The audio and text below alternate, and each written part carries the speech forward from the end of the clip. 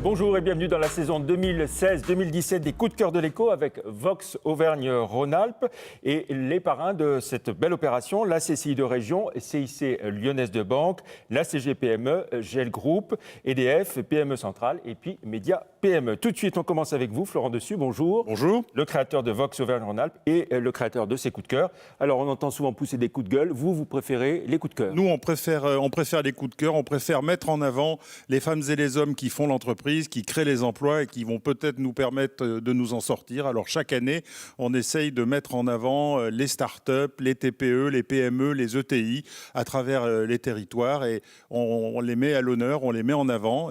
L'année dernière, par exemple, plus de 300 ont été mis à l'honneur à l'occasion des coups de cœur. Et cette année, on va encore plus loin. Bien entendu, les 12 départements de notre grande région Auvergne-Rhône-Alpes et puis des manifestations qui vont se dérouler tout au fil de l'année. On y reviendra à la fin de cette émission. En quoi vos trophées se distinguent des autres? Parce qu'il y en a de plus en plus.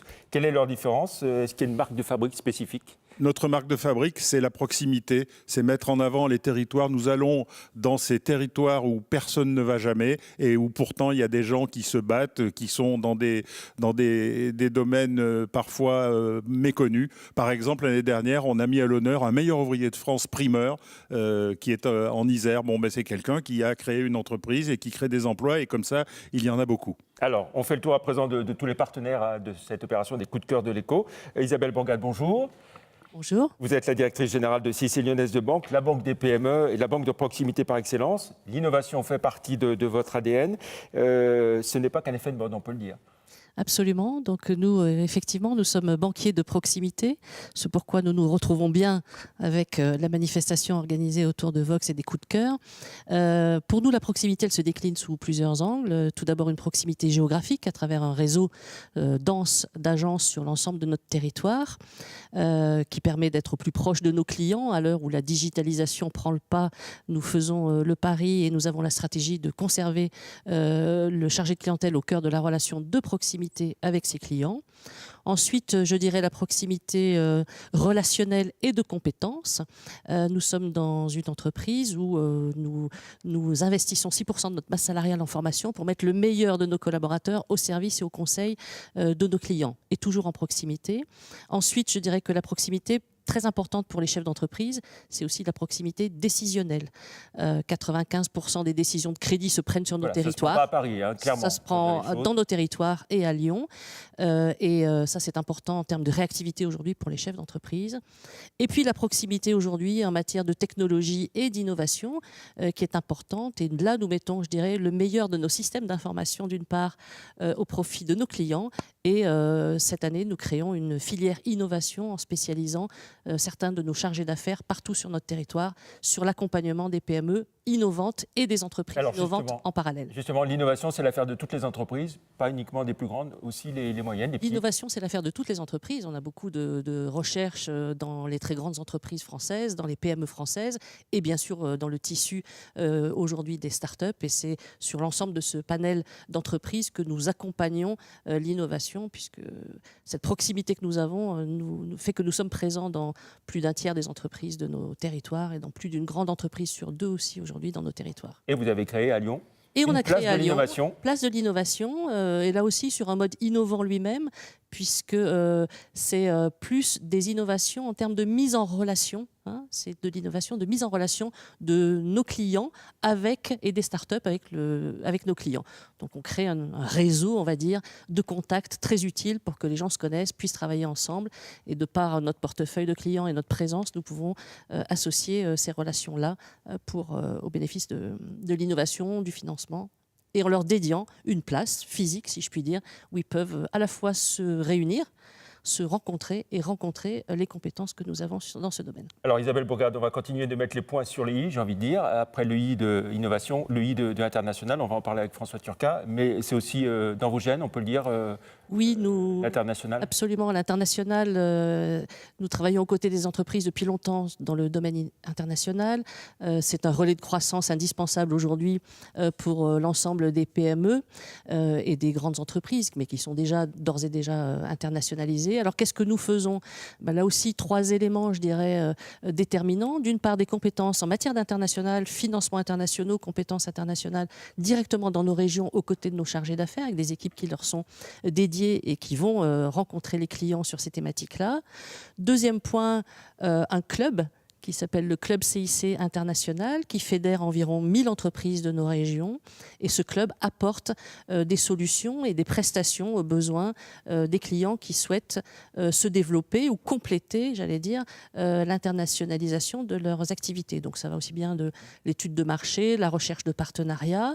Et puis nous avons un réseau de correspondants dans le monde d'une 50aine de succursales qui fait que ce réseau-là vient aussi à la rencontre de nos clients en France. Nous organisons ce qu'on appelle des journées pays, que les gens autour de la table ici connaissent bien. Et donc la compétence, la connaissance d'un pays pour valider, travailler et construire la solution internationale adaptée à chacun de nos clients. Alors l'international, c'est la grande affaire aussi de François Turcat. Bonjour. Merci d'être avec nous. Nouveau partenaire donc, des coups de cœur de l'Éco. Président régional de la CGPME, on ne vous présente plus bien sûr, mais aussi vice-président au niveau national de la CGPME en charge de l'international. C'est la grande affaire de François Turcat, l'international. Oui, c'est la grande affaire. C'est une histoire d'amour qui dure depuis maintenant près de 40 ans.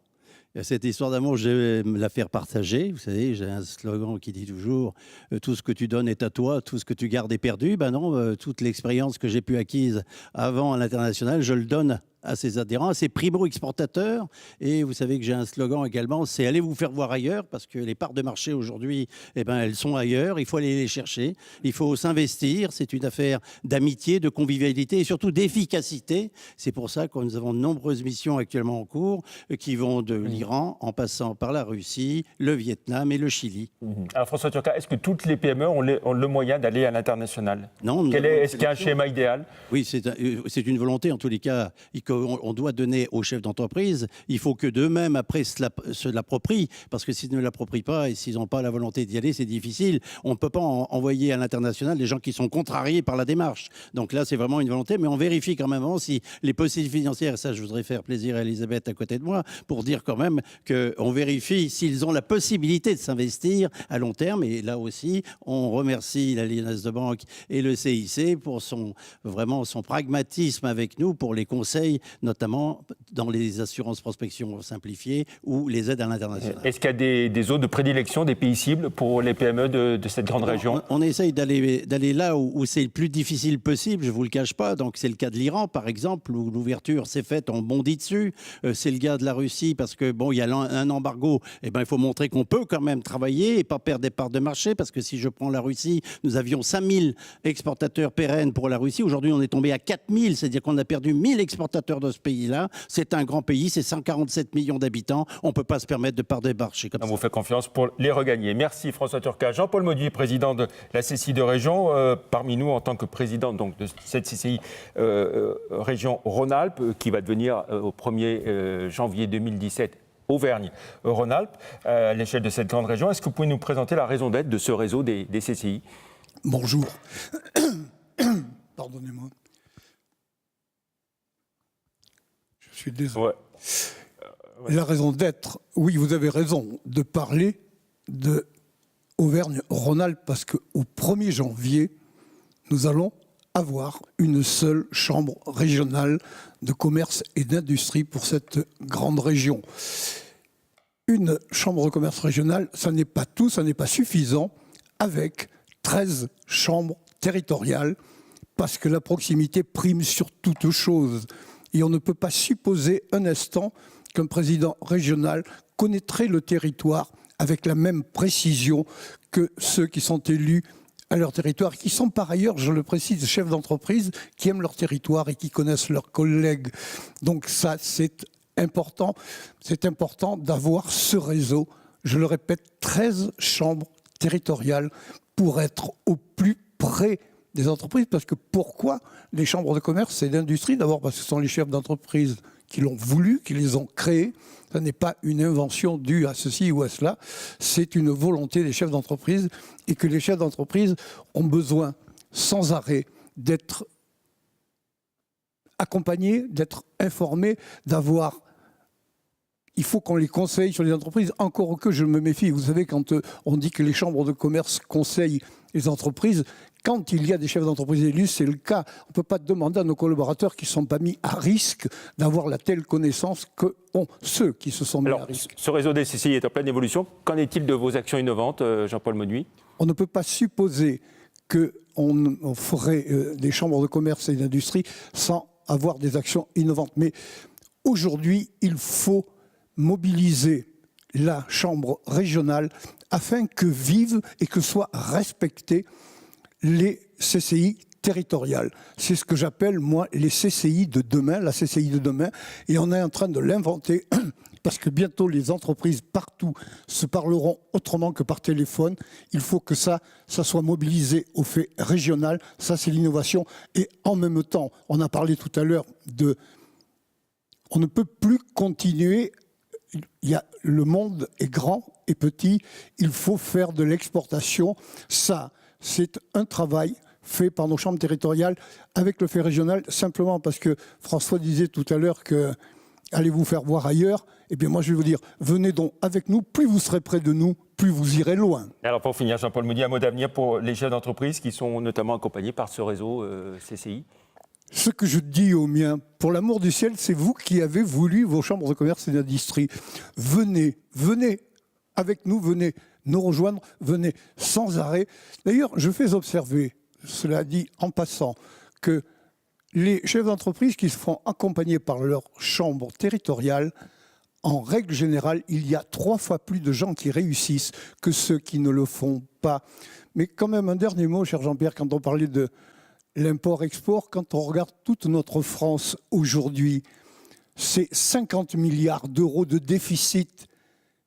Et là, dans cette région, on est excédentaire. Eh bien, notre région Rhône-Alpes, à nous, avec le travail que fait Isabelle, que fait François, que fait Florent, nous tous, là, dans cette démarche-là, je précise que nous sommes, nous, à plus de milliards. Il n'y a pas beaucoup de régions en France qui soient capables de dire cela. Certes, ce n'est pas comparable à ce qui se passait en 2007-2008. Souvenez-vous, nous étions à plus 7, plus 8 milliards. Mais quand même, aujourd'hui, on est à plus 3 milliards.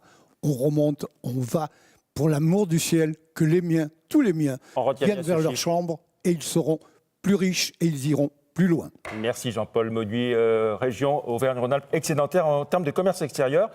On continue notre tour des partenaires des coups de cœur de l'éco. Il n'est pas présent sur ce plateau, mais c'est un partenaire historique des coups de cœur de l'éco. EDF travaille avec toutes les entreprises, des plus petites aux plus grandes, TPE, PME, ETI, avec un fort enracinement en Auvergne-Rhône-Alpes. Explication avec Christian Missirian, directeur régional EDF Commerce et Entreprises. Je voudrais tout d'abord rappeler que près de 260 000 entreprises et collectivités locales font confiance à EDF pour la fourniture d'énergie et de services. Ce partenariat avec le coup de cœur de l'économie est tout à fait naturel pour nous, parce que c'est une très belle opportunité pour mettre en valeur les entreprises locales, et c'est très important. Oui, écoutez, c'est avant tout efficacité et proximité pour les TPE et les PME. Tous les salariés d'EDF Commerce vivent et travaillent sur le territoire et c'est une grande fierté pour les collaborateurs de soutenir le développement de l'économie locale et l'esprit d'entreprise. Et à ce titre, EDF n'est pas tout à fait un fournisseur comme les autres. C'est ce qu'apprécient nos clients et ils nous le disent. Vous savez, l'énergie, ce n'est pas uniquement une question de prix, c'est aussi une question de service. Nous aidons nos clients à créer plus de valeur par des conseils, par l'innovation qu'EDF apporte. Comment réduire mes consommations de 10 à 15%? Comment mieux piloter mes dépenses? Comment les prévoir? Comment disposer d'une énergie 100% renouvelable? Autant de collaborations possibles avec nos clients, c'est ce qu'ils apprécient et ce qui fait qu'au fond, EDF n'est pas un simple fournisseur d'énergie, mais un partenaire qui s'engage avec ses clients. Voilà, retour sur le plateau des coups de cœur de l'éco avec un nouveau partenaire, Gaëtan de Sainte-Marie, PDG de PME Centrale. Bonjour. Bonjour. Alors, pas nouveau partenaire de ces coups de cœur, vous l'êtes depuis plusieurs années, mais une nouveauté au sein de PME Centrale, une offre à destination des CE, c'est ça ? Oui, les dirigeants adhérents de PME Centrale ont voulu que finalement, au-delà des économies qu'on fait réaliser aux entreprises adhérentes de PME Centrale, eh bien, on puisse travailler aussi sur les salariés des adhérents de ces entreprises. Et donc, ils nous ont demandé de développer une offre pour faire en sorte que leurs salariés fassent des économies sur leurs achats personnels. Donc, nous avons lancé PME CE, qui est un CE mutualisé pour tous les salariés des entreprises PME, ETI, membres de PME Centrale. On va rappeler le message général que vous adressez aux PME. Vous, PME Centrale, c'est de dire aux dirigeants de PME, vous n'êtes pas tout seul. Exactement, vous n'êtes pas tout seul et ensemble, on peut être meilleur. Vous faites très bien votre métier. Ça, il n'y a aucun problème. En revanche, par exemple, sur les achats, sur les achats non stratégiques, les achats de voitures, les achats de téléphones, les achats de fournitures de bureaux, d'intérim, eh bien là-dessus, on peut se regrouper et acheter comme si vous faisiez partie d'un grand groupe. Et c'est une entreprise qui a été créée par ses premières entreprises adhérentes, PME, il y a 15 ans. Et aujourd'hui, on est 6000 PME. On va cette année faire 90 millions d'euros d'achats tous ensemble auprès de 150 fournisseurs. Et en moyenne, nos adhérents font 27% d'économie. Donc, acheter ensemble, ça marche. Seul on va plus vite, mais ensemble on va plus loin. Ça vous a inspiré un livre ? Oui, sur l'économie collaborative, parce que finalement, PME Centrale, c'est l'économie collaborative. Ça veut dire quoi ? C'est que finalement, quand on travaille à plusieurs, on peut faire mieux. Pour donner un exemple, chez PME Centrale, dans les salariés de PME Centrale, il n'y a pas d'acheteurs, parce que finalement, on fait travailler les acheteurs de nos différents adhérents ensemble, et c'est ensemble qu'on peut négocier ces conditions d'achat qui sont ensuite appliquées aux 6000 PME de PME Centrale. Donc, ensemble, on va plus loin, j'en suis bien convaincu, effectivement. Merci Gaëtan de Sainte-Marie. Autre dimension essentielle dans les PME, les ressources humaines, l'emploi. Guilhem de la Jarde, bonjour. Exactement, bonjour Jean-Pierre. Vous êtes le PDG de GEL Group. Vous avez inventé la flexi-sécurité en matière d'emploi, notamment pour le secteur des transports et de la logistique. Expliquez-nous. On ne l'a pas inventé, par contre, effectivement, on a été parmi l'une des premières entreprises en France à mettre en application ce principe. Le concept est extrêmement simple. L'idée était d'approcher les entreprises qui ont recours au travail temporaire et de leur proposer, par un principe de mutualisation des recours à l'intérim sur un même bassin d'activité, d'avoir recours non plus à des populations précaires, mais à des populations, à des personnes en contrat de travail à durée indéterminée, à temps plein et portées par une structure tierce. Et aujourd'hui, GEL Group, c'est une entité qui porte un petit peu plus de 2000 collaborateurs sur l'ensemble du territoire national qui sont mis à disposition des entreprises sur le même principe que l'intérim. En revanche, on est sur des populations complètement déprécarisées. On le rappelle, à recruter, ce n'est pas toujours simple pour les PME. Vous apportez une solution clé en main à vos clients et ça marche. Effectivement, ça marche. On a démarré maintenant il y a 6 ans sur Lyon, l'entreprise est lyonnaise. Et aujourd'hui, nous avons un petit peu plus de 60 agences réparties sur l'ensemble du territoire. Et nous avons également, depuis le début de cette année, commencé un déploiement sur le territoire belge. Nous avons 10 agences aujourd'hui et le modèle fonctionne également très bien chez nos amis belges. Et recruter, ça veut dire aussi trouver le personnel formé et ce n'est pas toujours le plus simple. C'est compliqué, effectivement. Il y a un gros travail. On essaye d'être innovant aussi sur nos outils de recrutement. On a mis en place un bus de l'emploi. On sillonne les villages de France à la recherche de candidats. On investit beaucoup sur la formation. Mais oui, c'est effectivement un travail, un gros travail. Merci Guilhem de la Jarde. Pour finir le tour des partenaires Média PME, Pierre Tournier, bonjour. Bonjour Jean-Pierre. Alors un autre partenaire, nouveau depuis l'an dernier, qui a rejoint les coups de cœur. Expliquez-nous qui vous êtes, Média PME. Mediapme.com en quelques chiffres, 9 mois d'existence, donc tout récent, 50 000 utilisateurs, 80 000 sessions, 300 000 pages vues, des utilisateurs à 40% en région Auvergne-Rhône-Alpes, 20% en Ile-de-France, 20% sur les autres régions et les autres 20% à l'étranger. Mediapme.com, partenaire et plutôt diffuseur officiel des coups de cœur de l'Écho. C'est un portail d'information au service des chefs d'entreprise. Et sur mediapme.com, on va retrouver toute l'information des PME et de leur écosystème. Très bien, une mine d'or en termes d'information. Merci beaucoup. Florent Dessus, pour conclure, est-ce qu'on sait combien il va y avoir de soirées au total tout au long de cette saison 2016-2017 ? Eh bien, écoutez, la couverture des coups de cœur s'étend chaque année. Nous faisons des émules, donc on va être présent nécessairement sur le territoire des 13 CCI territoriales dans les 12 départements de notre grande région. Et puis, nous avons beaucoup de demandes au niveau de bassins d'emploi. L'ADN de ces coups de cœur, c'est la proximité. Par conséquent, nous allons poursuivre et mettre en avant ces entreprises au cœur de leur territoire, là où les autres ne vont jamais, là où les autres ne vont pas. Et il faut mettre en lumière toutes ces initiatives, toujours autour de l'innovation, de l'export, qui sont des marqueurs très forts. Donc on part pour un marathon, puisque ça va durer pendant plusieurs mois.